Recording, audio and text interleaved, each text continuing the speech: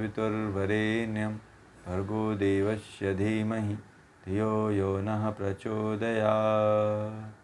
हे प्राण स्वरूप, दुखनाशक, सुख स्वरूप, श्रेष्ठ, तेजस्वी, पापनाशक, देव स्वरूप परमात्मा, हम आपको अपने अंतःकरण में धारण करते हैं। आप हमारी बुद्धि को सन्मार्ग की तरफ प्रेरित करें। आप सभी को नमस्ते।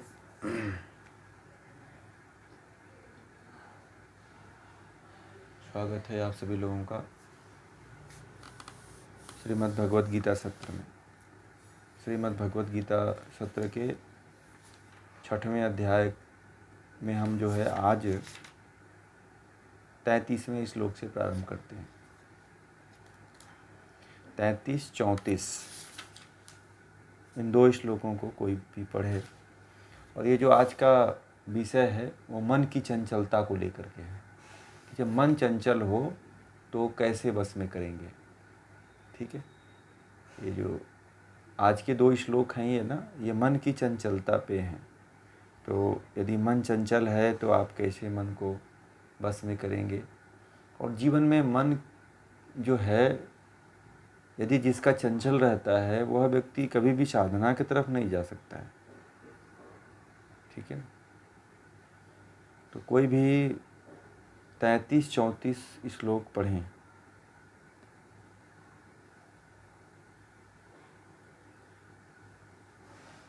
कोई भी पढ़िए, जो पढ़ते हैं डेली वो भी पढ़ सकते हैं। हाँ पढ़िए, बहुत अच्छा पढ़ती हैं।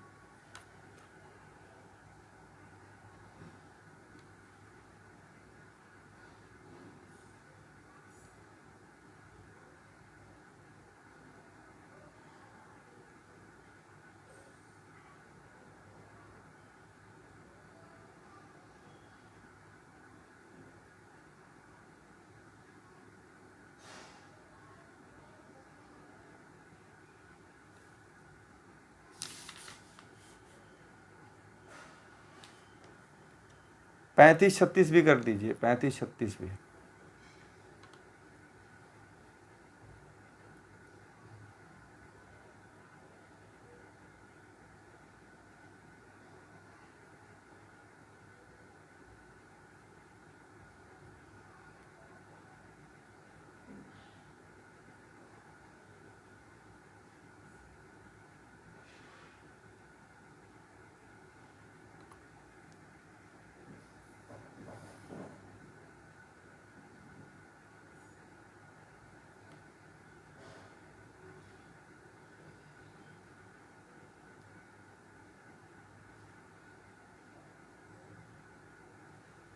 ठीक है जी, बहुत बहुत धन्यवाद। बहुत अच्छा आपने पढ़ा।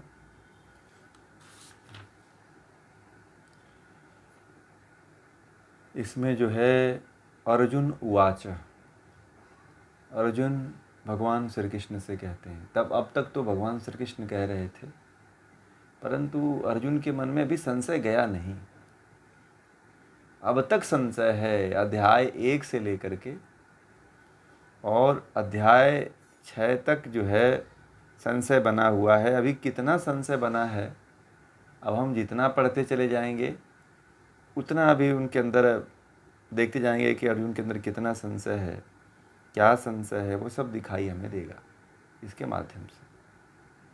तो कहते हैं भगवान अर्जुन कहते हैं कि हे अर्जुन ने कहा, हे मधुसूदन, जो यह तूने शाम में बुद्धि योग बतलाया है, ये जो आपने शाम योग का, समत्व योग का बुद्धि योग बताया है,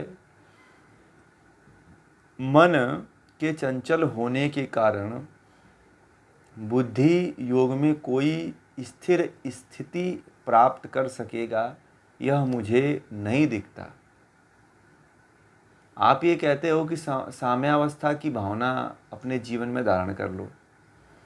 अर्जुन ये कह रहा है कि जो आप ये बातें कह रहे हो, तो कह रहे हैं कि जिसका मन चंचल होगा उसकी बुद्धि स्थिर कैसे होगी।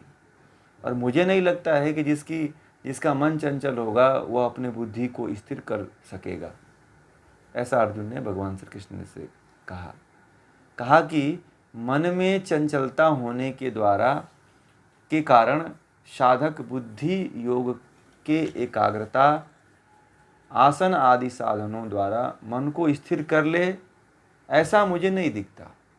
आप ये जो कह रहे हो कि समत्व की भावना का पालन करो, समदृष्टि रखो, ये करो वो करो, तो इससे मुझे नहीं लगता है कि जो है कोई भी व्यक्ति जो है अपने मन की चंचलता को दूर कर लेगा, जो आप ये बातें बता रहे हो। फिर कहते हैं कि हे कृष्ण, मन बड़ा चंचल है। आप ये जो कह रहे हो ना कि समत्व की भावना रखो, तो ये कहने के लिए बहुत अच्छी लग रही है, परंतु मन बड़ा चंचल है, मथ डालने वाला है। इतना चंचल है कि मथ डालने वाला, जैसे हम दही को मथते हैं ना, लस्सी बनाते हैं, छाछ बनाते हैं, घी निकालते हैं, तो यह भी मन भी जो है ना मथने वाला है, मथ डालने वाला है, बलवान है। और उन्होंने कहा, अर्जुन ने कहा कि मन बलवान भी है, हठी भी है। देखा है ना, बच्चा बोल देता है कि मुझे यह खिलौना चाहिए, तो फिर वही खिलौना लेता है वो। आप कुछ भी कर लो, वह बाजार में यदि खड़ा हो जाए बच्चा और कह दे कि मुझे यही खिलौना लेना है, और माँ बाप न दिलाएं, तो फिर देखो आप, इतना बड़ा जिद करता है वो कि फिर पूरे बाजार के लोग जान जाएंगे कोई बच्चा आया हुआ है। ठीक है, तो ये हठी बालक की तरह हठी है। कौन? मन। मैं तो मानता हूं कि उसका निग्रह करना वायु को वश में करने के समान दुष्कर है। अर्जुन ये कह रहे हैं अपनी बुद्धि और विवेक से कि मेरा तो ये मानना है कि जो मन है ना, आप जो मन की बात कर रहे हो, ये तो मन मुझे ऐसा लगता है ना कि वायु को जो है रोकने जैसा। वायु तो कहीं रुकती नहीं है। वायु कहीं रुकती है? जब वायु कहीं नहीं रुकती है तो मन कैसे रुकेगा? तो ये बड़ा दुष्कर है, कठिन है ऐसा। परंतु अर्जुन ने यह नहीं कहा कि यह मन बस में नहीं होगा, मन बस में होगा, परंतु उन्होंने कहा कि दुष्कर है। आप जो इतना आसानी से कह दे रहे हो ना कि मन को बस में कर लो, परंतु ये बड़ा दुष्कर खेल है, ये इतना आसान नहीं है। आप जो कह दे रहे हो कि मन को बस में करो, मन को एकाग्र करो, परंतु ये मुझे नहीं लगता है कि इतना आसान है। ये तो आप हवा को रोकने की बात कर रहे हो। हवा को और प्रकाश को कोई रोक पाता है क्या? हवा और प्रकाश ऐसे दो पदार्थ हैं, दो वस्तु हैं जिनको दुनिया की कोई ताकत नहीं रोक पाती है। अगर दिन होता है तो सूर्य का प्रकाश देखिएगा कहाँ कहाँ पहुँच जाता है। पहुँचता है कि नहीं पहुँचता है? हर एक घर में भी पहुँच जाता है। यदि चारों तरफ से घर है, बंद है, फिर भी उसमें सूर्य की प्रकाश की अनुभूति होती है। पूरी तरह से अंधेरा नहीं होता है कि एकदम काला ही पड़ जाता है, उसमें कुछ ना कुछ तो अनुभूति बनी रहती है। तो कहते हैं कि ये दुष्कर है, कठिन थोड़ा है। समत्व में लगाना, बुद्धि योग में लगाना, मन को लगाना, बुद्धि को लगाना, ये जो आप बातें कहते हो, परंतु इसमें तो मन ही बड़ा चंचल है। ये हमारे और आपकी जैसी स्थिति अर्जुन की है कि नहीं है? बताइए।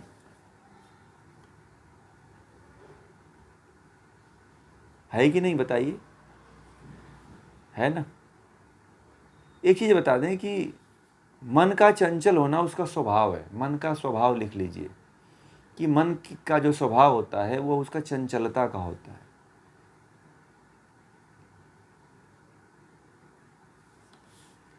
उसका अपना स्वरूप होता है। स्वभाव मतलब मन का अपना जो है स्वरूप होता है। मन का स्वभाव चंचलता भी होता है, और दूसरा मन का स्वभाव स्थिरता भी होता है। यह भी नोट कर लीजिए। ये पता है आप लोगों को कि मन का स्वभाव स्थिरता भी होता है? कितने लोगों को पता है कि मन स्थिर भी होता है? आप कोई प्रयोग भले नहीं किया हो, परंतु आज से जान लीजिए कि मन का स्वभाव क्या होता है, स्थिरता भी होता है। इसीलिए अर्जुन ने कहा कि यह कठिन है, दुष्कर है। ठीक है,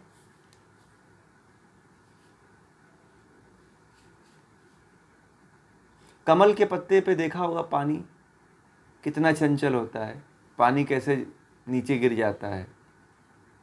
पानी जो है कमल के पत्ते को, मैंने कल भी एक दिन और कहा था कि पानी जो है कमल के पत्ते को कभी भिगो नहीं पाता है। और कमल का पत्ता कहाँ रहता है, पानी में रहता है। ये बहुत बड़ी खासियत है कि कमल के पत्ते को यदि आप गौर से देखोगे तो लकड़ी भीग जाएगी, परंतु कमल का पत्ता कभी नहीं भीगता है। ये बड़ा अद्भुत दृश्य प्रकृति ने बनाई हुई है। जैसे मन की एक प्रवृत्ति होती है चंचलता, उसी प्रकार मन की एक प्रवृत्ति होती है स्थिरता। ठीक है, तो जब चंचलता, जिसके अंदर ज़्यादा चंचलता होती है उसके अंदर स्थिरता भी होती है उतनी ही। तो आप ये मत समझना, कुछ लोग के अंदर तो यही भाव आता है कि मेरा तो मन बड़ा चंचल है, मैं तो साधना नहीं कर पाऊंगा, मैं तो ध्यान नहीं कर पाऊंगा, मैं योग नहीं कर पाऊंगा।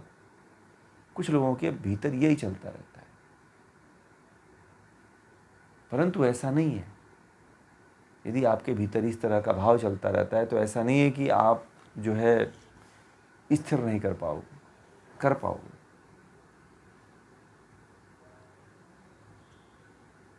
क्योंकि मन का एक स्वभाव है स्थिर होना। ऐसा नहीं है कि मन स्थिर होता ही नहीं है, होता है। ठीक है,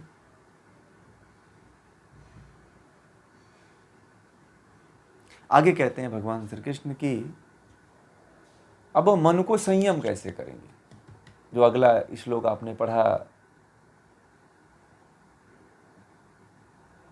35 और 36, इसमें कह रहे हैं कि अब भगवान उवाच, भगवान मतलब भगवान श्री कृष्ण अब कहते हैं कि हे महाबाहु, निसंदेह मन का निग्रह करना बड़ा कठिन है। अब इसमें कोई दो राय नहीं है। आप जो बात कह रहे हो ना, अर्जुन की बात का भगवान श्री कृष्ण समर्थन भी कर रहे हैं कि हे महाबाहु, ये जो आप बात कह रहे हो ना कि मन को बस में करना आसान नहीं, ये निश्चित रूप से आप सही कह रहे हो। निसंदेह ये बड़ा कठिन है। ठीक है, कि कोई बिरला ही होता है जो मन को बस में करता है। देखिए, उस समय के योगी भी, भगवान श्री कृष्ण और अर्जुन भी उस समय 5000 साल पहले लोग जो है इन विषयों के बारे में इतना जानते थे, इतना गहराई में जानते थे। और हम लोगों को तो कुछ पता ही नहीं है? तो कह रहे हैं कि निसंदेही मन का निग्रह करना बड़ा कठिन है, यह चंचल है। क्या है? मन क्या है? मन बड़ा चंचल है। किंतु हे कुंती पुत्र अर्जुन, वह अभ्यास तथा वैराग्य से वश में किया जा सकता है। महर्षि पतंजलि ने भी तो यही बात कही। बताइए आप लोग, महर्षि पतंजलि ने भी समाधि को प्राप्ति के लिए क्या बताया? समाधि की प्राप्ति के लिए सर्वप्रथम जो है वह यही कहते हैं, क्या? अभ्यास और वैराग्य। यही है ना। जीवन में अभ्यास यदि आप जारी रखते हो मन को बस में करने के लिए, और आपके चित्त में संसार के प्रति वैराग्य है, तो आप निश्चित रूप से मन को बस में कर सकते हो। आप लोगों को विश्वास ना हो तो प्रयोग करके देखिएगा। मैं प्रयोग अभी बता रहा हूँ कैसे करना है आप लोगों को। ठीक है, ये तो बात आप लोगों ने सुना है, परंतु बस करेंगे कैसे? तो आज का प्रयोग यही है कि अभ्यास और वैराग्य से मन को वश में करना। अभ्यास, बार बार किसी कार्य को करना, यही अभ्यास होता है। और वैराग्य मतलब राग का खत्म हो जाना। ठीक है, यही जो है वैराग्य है। जो राग आप किसी से लगाए हुए हो उसको खत्म कर देना, उसको नष्ट कर देना, यही क्या है? वैराग्य है।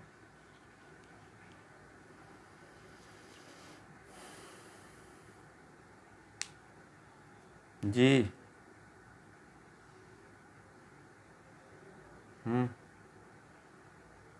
वही बता रहे हैं।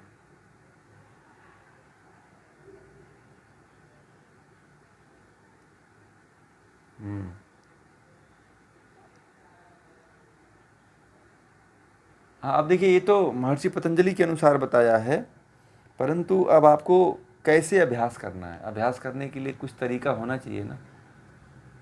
तो गीता कहती है कि यदि आपको इसमें अभ्यास करना है तो सबसे पहले क्या करोगे आप? मन को वश में करने के लिए मन को इंद्रियों के तरफ से खींचोगे आप। ठीक है। इंद्रियों का जो के विषय हैं, उन विषयों से मन को हटाने का प्रयास करना है, बार बार हटाना है। प्रयोग आपको यही करना है कि जहाँ जहाँ पे इंद्रियों के विषय जाते हैं वहाँ वहाँ से मन को बार बार खींचना है, और वहाँ पे ये शिक्षा देना है कि इन विषयों को भोग करके तुमने कितने जीवन व्यतीत कर लिए। तुम जिसको देखते हो, जैसे आँख देखती है, तो आँख ने इतने जीवन भर किसी को देखा है, हमको देखा है, आपको देखा है, अपने घर में देखा है, परिवार में देखा है, बच्चों को देखा है, सबको तो देखा है, स्त्री पुरुष को देखा है। परंतु क्या एक बार देखने के बाद जो है देखने की इच्छा मिट गई? जब नहीं मिटी तो आपको इतना तो आभास होना ही चाहिए कि एक ऐसी भूख है जो कभी मिटती नहीं है। जैसे आपने एक छोटे से किसी बच्चे को देख लिया, तो आपका मन कर दिया कि क्यों नहीं इस बच्चे को थोड़ा गोद में लेकर मैं खिलाऊं। ठीक है। तो या फिर आपने किसी कुत्ते के बच्चे को, किसी खरगोश के बच्चे को आपने देखा, तो बड़ा सुंदर दिखाई देते हैं, तो आपके मन में इच्छा हुई कि चलो हम अपने इन बच्चों को एक बार उठा करके और इसको गोद में ले लूं। ठीक है। होता है कि नहीं होता है? ये बार बार मन में आता है ना। तो देखने की जो आपके अंदर इच्छा जागी, जो आपके अंदर ये विषय जगे, उस विषय को वहीं पर रोक दीजिए। और इसलिए रोक दीजिए कि मैंने जो देख रहा हूँ, यह देखने की प्रवृत्ति तो बार बार बढ़ ही रही है, कम तो नहीं हो रही है ना हमारे भीतर से। ये तो भूख की तरह बढ़ रही है, थोड़ा सा खाओ तो जैसे भूख लगती चली जाती है? जो चीज से आपकी तृप्ति न हो उसकी कभी पूर्ति मत करिए। नोट कर लीजिएगा, जिस वस्तु से, जिस पदार्थ से कभी तृप्ति न हो उसकी कभी पूर्ति मत करिए। जो कभी संतुष्टि जिससे नहीं मिलती है उसको कभी आपूर्ति मत करिए। जीवन में तभी सफल हो पाएंगे। यही अभ्यास का मूल मंत्र है। क्योंकि महाराजा भर्तृहरि ने भी यह बात कही थी कि भोगा न भुक्ता वयमेव भुक्ता, तपो न तप्तम वयमेव तप्ता, कालो न यातो वयमेव यातो, तृष्णा न जीर्णा वयमेव जीर्णा। ठीक है। महाराजा भर्तृहरि ने कहा था कि भोगों को भोगते हुए हमने सोचा कि मैं भोगों को भोग रहा हूं, परंतु भोगों ने मुझको ही भोगा, और जितना जितना भोगता चला गया परंतु तृष्णा कभी नष्ट नहीं हुई। महाराजा आयाती थे, उन्होंने भी जो है अपने पूरे जीवन को लगा दिया भोग में, अपने बच्चों के भी जीवन को मांग करके लगाया, फिर भी उनके पास जीवन कम पड़ गया। इतना ज्ञान यदि आप रखते हो कि जिसने भी भोगों को भोगा है उसकी कभी तृप्ति नहीं हुई है। एक कामी को देखिएगा, वह जब काम में लिप्त होता है तो वह दुनिया के सब कामों को भोग लेता है, हर तरह के काम को भोगता है, हर स्त्री सुख को भोगता है, सांसारिक सुख को भोगता है, परंतु उसकी कभी इच्छा पूर्ति नहीं होती है। वह एक के बाद दूसरा, दूसरे के बाद तीसरा, तीसरे के बाद चौथा, चौथे के बाद पांचवा, पांचवें के बाद छठवां, इस तरह से वह भोगों में लिप्त होता चला जाता है। एक बार भोगता है तो कहता है रुको थोड़ा सा और भोग लूँ, थोड़ा सा और भोग लूँ, 2 मिनट ही तो लगेगा, खाना ही तो खाना है। जलेबी देखा तो बोला खा लेते हैं, कौन देखता है, मार्केट में आए हैं, यहाँ तो कोई पहचान भी नहीं। जी।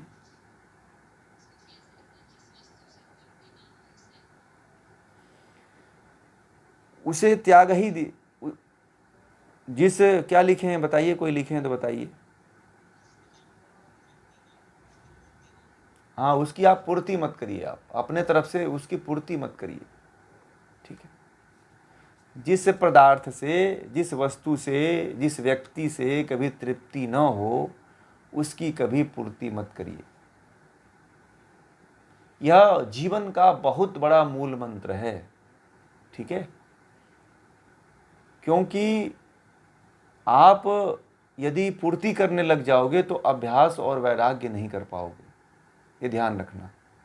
और जीवन में आपकी ऐसी कोई भी वस्तु आती है, माइक बंद कर लें जिनका भी आन है, जीवन में ऐसी कोई भी वस्तु आपके जीवन में घटित होती है तो उसको ऐसे ही उसके साथ व्यवहार करना। बार बार जिसको भोगने की इच्छा हो उसके तरफ से आंखें ऐसे मोड़ना, फिर मोड़ना तो फिर वापस लौट के देखना मत उसको। आप ऐसे होना चाहिए कि यदि एक बार मुड़ गए तो फिर नज़र दोबारा नहीं उसके तरफ डालेंगे, एक बार हट गए तो हट गए। ऐसी दृढ़ इच्छा वाला व्यक्ति ही अभ्यास और वैराग्य की तरफ जा सकता है। और जिस व्यक्ति ने अभ्यास और वैराग्य को पूरी तल्लीनता के साथ, पूरी दृढ़ता के साथ अपने जीवन में समाहित कर लेता है, पालन कर लेता है, वह व्यक्ति निश्चित रूप से मन को वश में कर लेता है। मेरे पास बहुत लोगों के ये प्रश्न रहते हैं कि मन को वश में कैसे करें। तो मैं कहता हूँ कि आप किसी चीज़ का घर में अभ्यास करते हो, जैसे आप लोगों ने मुझसे कहा कि ध्यान मुझे करना है, ठीक है, कहा ना। तो मैंने कहा कि पहले देखें आप लोग बैठना जानते हो कि नहीं जानते हो, ठीक है। तो मैंने आप लोगों को बैठने का ध्यान करवाया, केवल बैठाया आप लोगों को, अभी कुछ करवाया नहीं, केवल बैठाया आप लोगों को। तो बैठने में ही कई लोग फेल हो गए।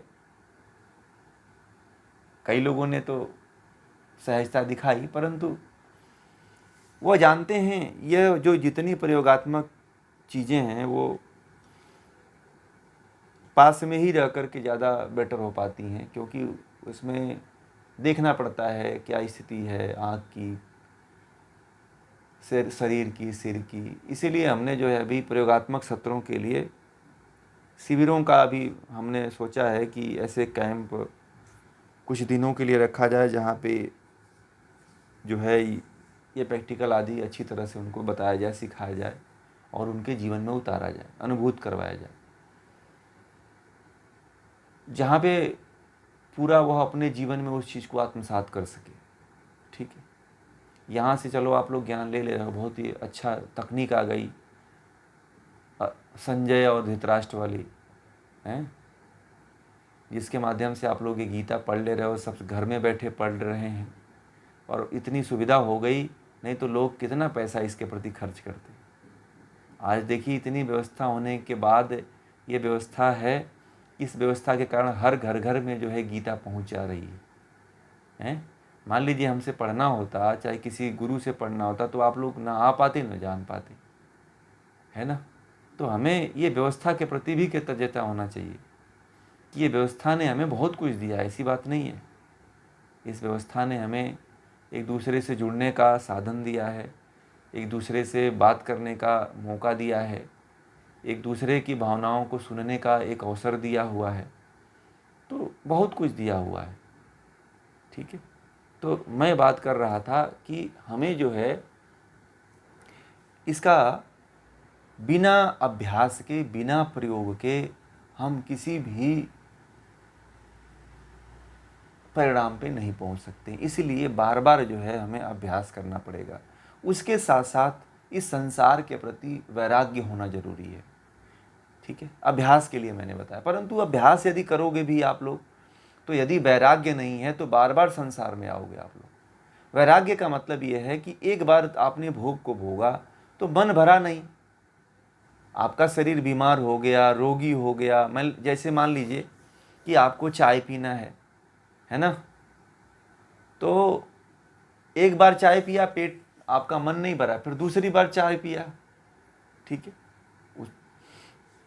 उसके बाद भी मन नहीं भरा, फिर आप सुबह शाम दोपहर तीनों टाइम चाय पीने लगे, फिर भी मन नहीं भर रहा है, तो ये क्या है? यह भोग ही है ना, तो बढ़ता चला जा रहा है। अब इसको यह न बढ़े, इसके लिए आप क्या करोगे? वैराग्य होना जरूरी है।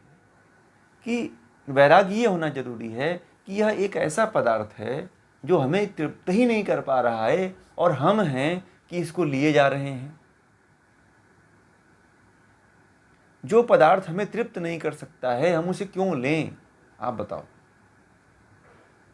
और हम लोगों ने क्या किया कि उसको साधन बना लिया कि नहीं, इसको अपने जीवन में रखना ही रखना है। तो ज्ञान एक माध्यम ऐसा है कि उसके प्रति जो बार बार भोगने की इच्छा है, जो राग उसके प्रति जो लग गई है, उसको खत्म कर दें। यही वैराग्य है कि जिस वस्तु को बार बार हम भोग रहे हैं, उसके प्रति जो है वह राग को खत्म कर देना, नष्ट कर देना ही वैराग्य है। जब हमें वह तृप्त ही नहीं कर रहा है, तो फिर हम भाई क्यों उसके पीछे पड़े हुए हैं? क्यों बार बार उसे खाने की, पीने की, भोगने की इच्छा हमारे अंदर हो रही है? आपको पता है कि चाय आपको नुकसान कर रही है, फिर भी आप चाय पी रहे हैं। जब इतना ज्ञान है तो बार बार अपने अंदर जहर डाल रहे हैं, तो बीमारियां तो होंगी ना, रोग तो होंगे, और आपकी साधना भी भंग होगी, आप आगे भी नहीं बढ़ पाओगे। ठीक है? तो अभ्यास और वैराग्य, छोड़ने का अभ्यास, और इसके साथ साथ एक और चीज शामिल करनी है, ज्ञान। या तो ज्ञान आप ग्रहण करते रहिए, या तो किसी ऐसे गुरु के सानिध्य में रहिए जिससे आपको ज्ञान मिलता रहे, या सबसे अंतिम जो सहारा है वह परमात्मा। ठीक है? ईश्वर और ब्रह्म से जुड़ जाइए। अभ्यास और वैराग्य करते हुए जो साधक, जो व्यक्ति जो है ब्रह्म से जुड़ जाता है, वह निश्चित रूप से सफल हो जाता है।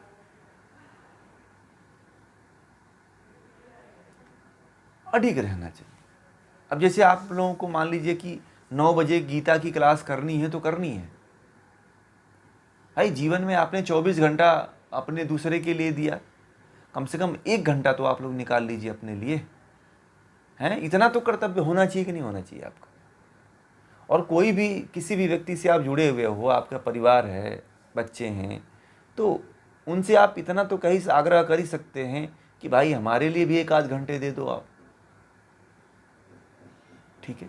मैं आप लोगों के लिए 23 घंटा कार्य कर रहा हूं, तो मुझे 1 घंटे तो समय दे दो, है कि नहीं? ये आप लोगों का कर्तव्य बनता है कि नहीं बनता है? बनता है ना? तो आप इस तरह से जब तल्लीन होइए तो हो ही जाइए। जिनको जानना है, जिनको सीखना है, जिनको आगे बढ़ना है, जीवन की ऊंचाइयों को छूना है, वह व्यक्ति तो करेंगे।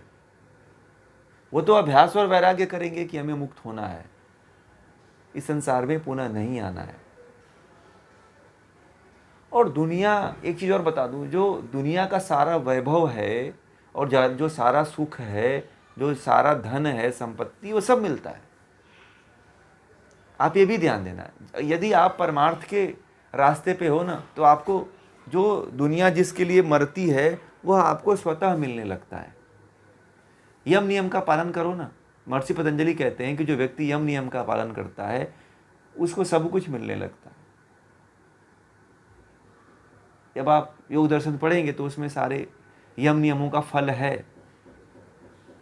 कि यम नियम का पालन करते हो तो आपको क्या फल की प्राप्ति होती है। ये तो यम नियमों की बात हुई, परंतु यहाँ पे तो यदि आपने मन को वश में कर लिया तो बहुत मुक्ति की बात हो रही है। यहाँ तो आपके मुख्य लक्ष्य की बात हो रही है कि वही मिल जाएगा आपको, और जीवन का मुख्य लक्ष्य ईश्वर की प्राप्ति है। आगे कहते हैं कि जिसने अपने आप को वश में नहीं किया, उसके लिए योग को प्राप्त कर सकना अत्यंत कठिन है। जिस व्यक्ति ने जीवन रहते हुए, जीवन जीते हुए अपने आप को वश में नहीं किया, उसके लिए योग को प्राप्त कर सकना अत्यंत कठिन है। ऐसा मेरा मत है, भगवान श्री कृष्ण कहते हैं। देखिए, हमें उन योगियों की बातों को मानना चाहिए। और भगवान श्री कृष्ण ये बात कहते हैं कि जो अपने आप को वश में ही नहीं कर पाया, वह कैसे जो है ब्रह्म को प्राप्त कर पाएगा। मुझे तो नहीं लगता है कि वह ईश्वर को प्राप्त कर पाएगा या अपने आत्मा का साक्षात्कार कर लेगा। आप मन और इंद्रियों को ही नहीं बस में कर पा रहे तो क्या कर पाओगे। आप बहुत मेहनत करके आप बिजनेस खड़ा कर दिए, रुपए पैसे खड़ा कर दिए, करोड़ अरबों की संपत्ति खड़ा कर दिए, परंतु आपने अपने लिए कुछ नहीं किया। 1 घंटा समय नहीं निकाल करके आपने एक घंटे समय नहीं निकाला अपने लिए, ना ही अपने आप को बस में किया, तो आपका इतना धन और रुपया और ये सभी होना किस काम का। आज आप बीमार पड़ गए, अपने सारे बच्चों को संपत्ति दे करके चले जाओगे आप, तो आपके बच्चे हैं परंतु आत्मा तो उनकी दूसरी है ना। पता नहीं पिछले जन्म में आपके दुश्मन रहे हों जो आपके इस जन्म में बेटे बने हैं, किसी को पता तो नहीं है ना ये बातें हैं। कोई अपने दुश्मन को अपना धन देना चाहता है? नहीं देना चाहता है ना। परंतु आपको कहाँ पता है कि पिछले जन्म में आपका लड़का ही आपका दुश्मन था, है? तो जब आपको ज्ञान होगा तभी वैराग्य होगा ना।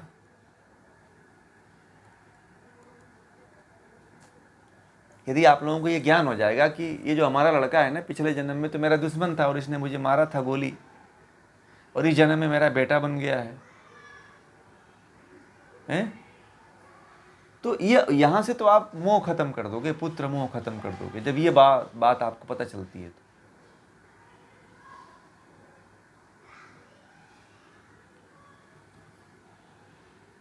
जिसने अपने आप को, अपने शरीर, मन, बुद्धि को यत्न के द्वारा, प्रयत्न के द्वारा बस में कर लिया है, वह उपायों द्वारा योग को प्राप्त कर लेता है। वह अभी जो बताए गए उपाय हैं पीछे वाले अध्यायों में, उसके द्वारा जो है योग को वह प्राप्त कर लेता है।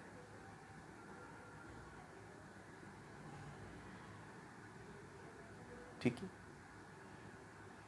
वही व्यक्ति प्राप्त कर सकता है वास्तव में जो अपने आप को बस में कर रखा है। कोई कह देना कि मैं प्रतिदिन योगा करता हूँ, प्रतिदिन मैं जो है जिम जाता हूँ, प्रतिदिन मैं जो है माला करता हूँ, आरती करता हूँ, स्तोत्र पाठ करता हूँ, तो मैं ईश्वर को प्राप्त कर जाऊंगा। मुझे नहीं लगता है कि वह व्यक्ति प्राप्त कर पाएगा। और एक जगह वह स्थिर नहीं रहता है, अभी अपने बिजनेस में लगा हुआ है, गाड़ी उठाया कहीं और चल दिया, किसी से मिलने चले दिया, किसी काम पे चला गया, कहीं मूवी देखने चला गया, कहीं मॉल घूमने चला गया, तो कैसे बस में करेगी।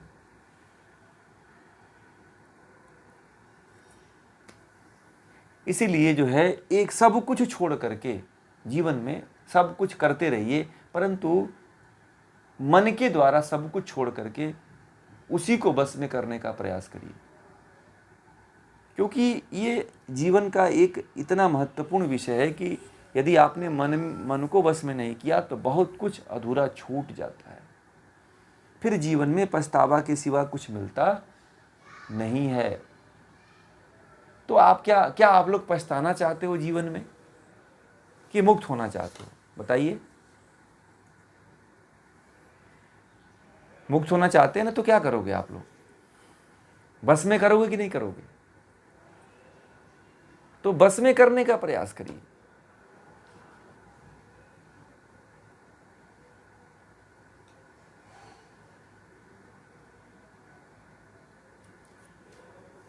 अर्जुन के मन में संशय होता है कि मन नहीं बस में होता है, हवा जैसा, हवा को रोकने जैसी बात आप कर रहे हो। परंतु मुझे लगता है कि उस समय अर्जुन भी अभ्यास वैराग्य में परिपक्व नहीं था, वह भी आप लोगों की ही कैटेगरी में था। ठीक है, अर्जुन भी उस समय बहुत ज़्यादा कोई दिव्य पुरुष या सिद्ध पुरुष नहीं था, नहीं तो ये बातें नहीं करता। करता क्या? और ये कहता ही नहीं कि मन को बस में करना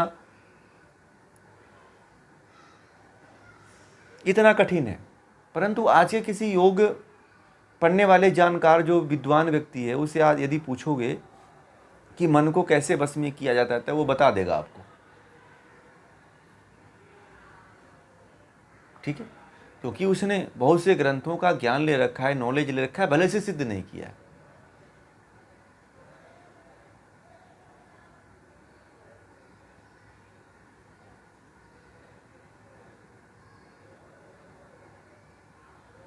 ठीक है, इस जी